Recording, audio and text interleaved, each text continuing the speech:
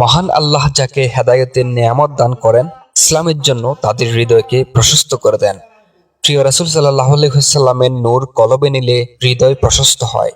নবীজির নূরে বাতেন খলিফায়ে রাসূল সাল্লাল্লাহু আলাইহি ওয়াসাল্লাম হযরত গাউসুল আজম রাদিয়াল্লাহু আনহু মানুষের কলবে দান করে মানুষের হৃদয় প্রশস্ত করার অবিস্মরণীয় ভূমিকা পালন করেছেন এবং সেই নিয়ামত যুগে যুগে সকলের গ্রহণ করার ব্যবস্থা করে গিয়েছেন।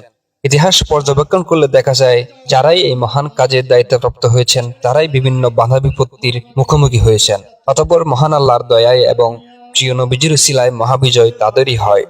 খলিফায়ে রাসূল সাল্লাল্লাহু আলাইহি ওয়াসাল্লাম হযরত গাউসুল আজম রাদিয়াল্লাহু আনহুর চোখের জ্বালা করা এই মহান তরিকতকেও বাধা বিপত্তির মধ্য দিয়ে যেমন যেতে হয়েছে, তেমনি বিজয়ও আল্লাহর পক্ষ থেকে দান করা হয়েছে। কাগতিয়া আলিয়া গাউসুল আজম দরবার শরীফ তরিকতে রয়েছে ফয়জে কোরআন তথা কোরআনের নূর, তাওয়াজ্জুর মাধ্যমে নবীজির নূর বিতরণ, মুরাকাবা, দৈনিক 1111 বার দরুদ শরীফ, কখনো কাজা হলে 24 ঘন্টার মধ্যে আদায় করার নিয়ম, জিকিরে জলি ও জিকির কফির ব্যবস্থা। এই মহান তরিকত কবুলিয়তের বহু প্রমাণ খোদাইভাবে বৃক্ষতরলতায় অঙ্কিত হয়েছে। মহান আল্লাহ ও নবীজির পথে চলে পাতেয় সংগ্রহ করার ঐশী নিয়ামত হযরত গাউসুল আজম রাদিয়াল্লাহু আনহুর তরিকতে।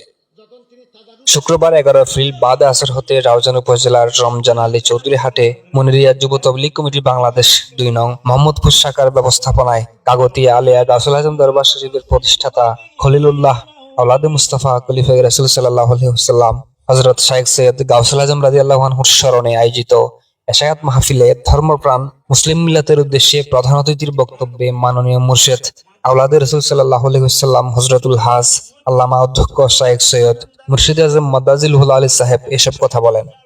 চট্টগ্রাম বিশ্ববিদ্যালয়ের সিনেট সদস্য ও মনিরিয়া যুব তবলিগ কমিটি বাংলাদেশের মহাসচিব প্রফেসর ডক্টর মোহাম্মদ আবুল মনসুরের সভাপতিত্বে অনুষ্ঠিত এশায়াত মাহফিলে বক্তব্য রাখেন মুফতি মাওলানা মোহাম্মদ কাজী আনোয়ারুল আলম সিদ্দিকী, মাওলানা মোহাম্মদ আব্দুস সালাম, মাওলানা মোহাম্মদ বদিউল আলম, মাওলানা মোহাম্মদ ফুরকান, মাওলানা মোহাম্মদ গোলাম রব্বানী ফয়সাল ও মাওলানা মোহাম্মদ সায়েম।